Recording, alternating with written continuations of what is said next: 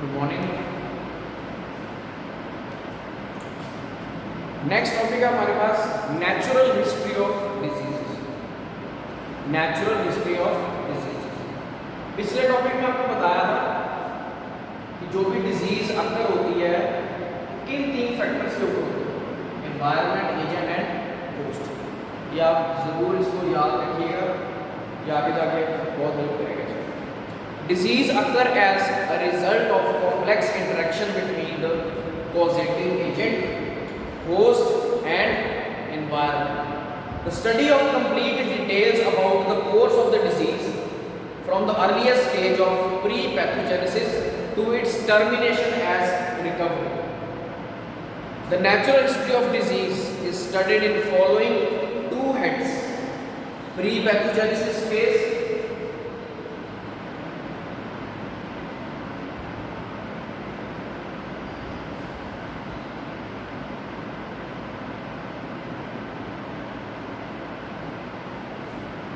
and pathogenesis.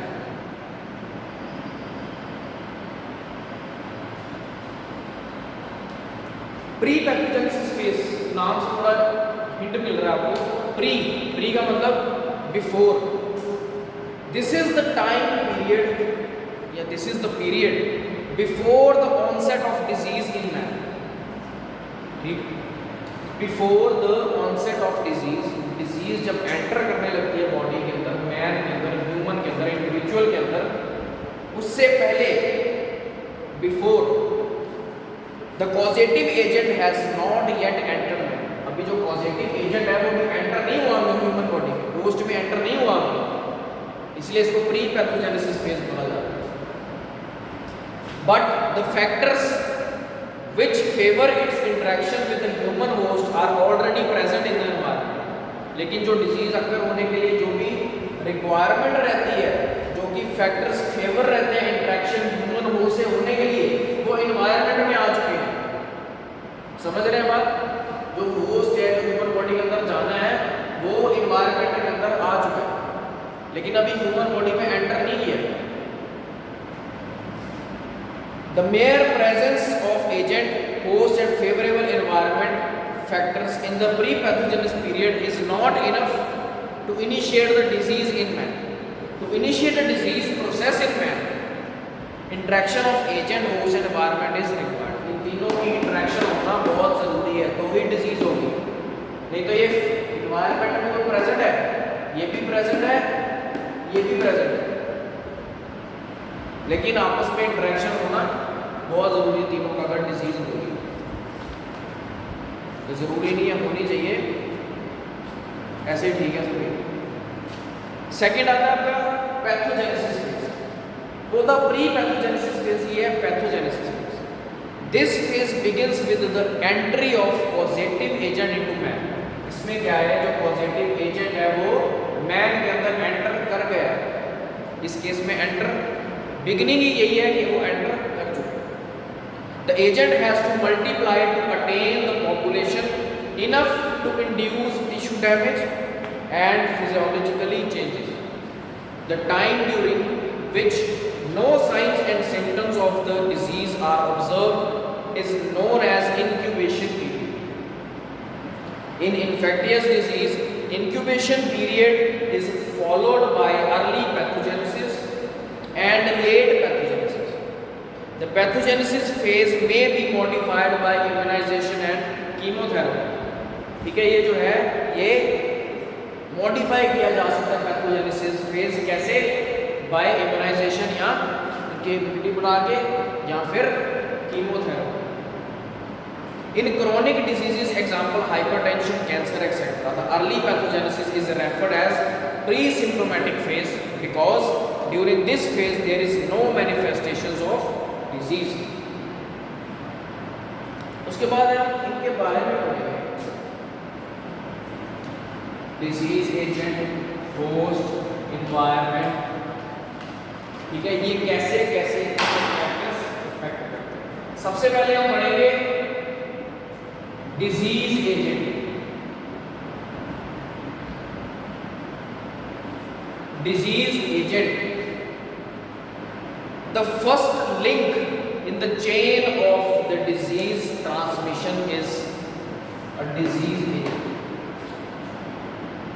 पहला link in the chain of disease transmission is a disease agent. The disease agent is a substance, living or non-living, or a force, the excessive presence or relative lack of which may start or perpetuate a disease process. The disease agent may be classified as, disease agent कैसे कैसे classify किया जा सकता है? सबसे पहले biological agent,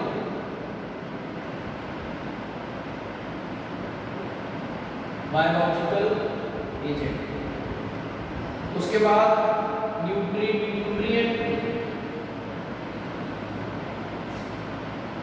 afterward physical agent, chemical agent,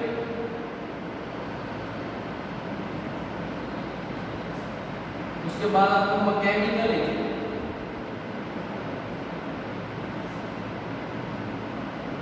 social agent. Disease agent के under है, जैसे कि सबसे पहले आते हैं आपके बायोलॉजिकल एजेंट्स। बायोलॉजिकल एजेंट्स में क्या होगा? They are the living organisms such as bacteria, viruses, protozoa, fungi. ठीक, ये चीजें आपकी बायोलॉजिकल एजेंट्स हैं जो कि डिजीज एजेंट एज अकर करते हैं। उसके बाद है कि न्यूट्रिएंट एजेंट। न्यूट्रिएंट एजेंट्स में कौन से होंगे? ये सारी हम बात कर रहे हैं डिजीज एजेंट्स जो कि डिजीज अकर में हेल्प करते हैं। This include proteins, fats, carbohydrates, vitamins and minerals of water. Any excess or deficiency, इनकी या तो एक्सेस में या इनकी डेफिशिएंसी हो तो ये न्यूट्रिएंट एजेंट में न्यूट्रिएंट एजेंट एज एक्ट करती है, और ये जो कि मे रिजल्ट इन डिजीज। उसके बाद है फिजिकल एजेंट। फिजिकल एजेंट में these include heat, cold, humidity, pressure, electricity, radiation, sound and etc. उसके बाद आपके केमिकल एजेंट्स। केमिकल एजेंट्स ये दो तरह के होते हैं, एंडोजीनियस, एक्सोजीनियस। एंडोजीनियस कौन से होते हैं? जो produce in the body. Exogenous which are produce outside या फाउंड आउटसाइड। उसके बाद आते हैं आपके मैकेनिकल एजेंट्स। मैकेनिकल एजेंट्स में exposure to various forces may result in sprains, dislocation, fractures or even death. उसके बाद social agents, these include poverty, smoking, unhealthy lifestyle और alcoholism। ये आपके सारे social agents हैं। ठीक है, ये थे आपके disease agent। disease agent में क्या क्या हो सकता है? ठीक है, उसके बाद हम पढ़ेंगे host या host फैक्टर्स।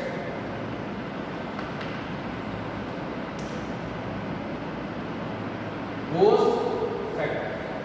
होस्ट फैक्टर्स में क्या क्या हो सकता है? किसको किसको हो सकती है डिजीज? क्या क्या फैक्टर्स हो सकते हैं? The human host is considered as soil. जो ह्यूमन होस्ट है तो उसको कंसिडर किया जाता है एज ए सॉइल, और जो डिजीज एजेंट है उसको एज अ सीड। जब ये सीड सॉइल के अंदर जाएगा तो डिजीज अकर ही करेगा। या आपको फिलिप्स में भी आता है, the human host is considered as soil and the disease agent is considered as seed. The important host factors are age, sex, genetic factors, blood groups, immunological factors, education, occupation, marital status, housing, lifestyle and nutrition. ये सारे आपके host की factors हैं। उसके बाद है आपके environmental factors. Environmental factors में क्या होगा? These include all of the man's external surroundings such as air, water, soil, food, housing, socio economic conditions. The environment of man has been divided of the three components. First is physical environment, biological environment and psychosocial environment। Physical environment में क्या है? It refers to non-living things and physical factors around, example, air, water, light, heat, noise, radiation.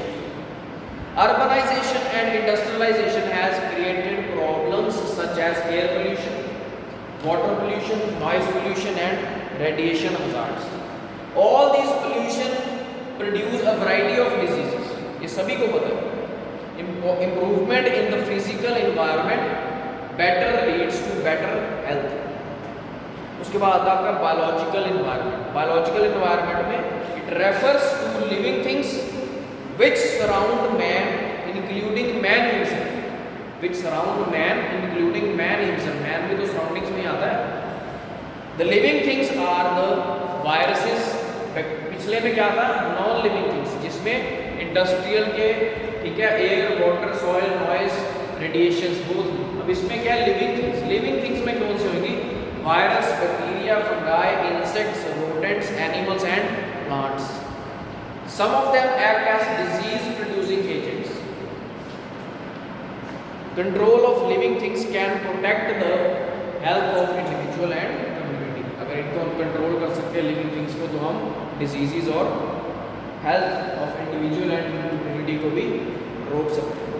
उसके बाद आपके psycho social environment. It includes culture, habits, poverty, beliefs, attitudes, morals, religions, education and health service.